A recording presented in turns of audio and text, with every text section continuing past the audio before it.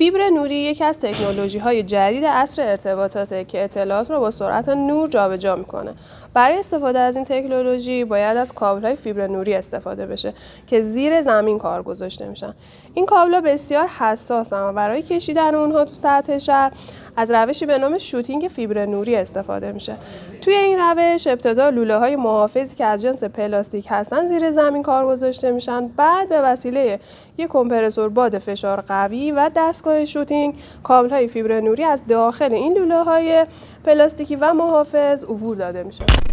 کمپرسور 1200 فایبر اپتیک که به صورت پورتابل و بنزینی طراحی و ساخته شده دقیقاً مناسب همین شوتینگ فیبر نوری هست. این دستگاه به خاطر فیلتراسیون کامپکت و مؤثر و قویی که داره از ورود آلودگی و رطوبت به این فرآیند جلوگیری میکنه.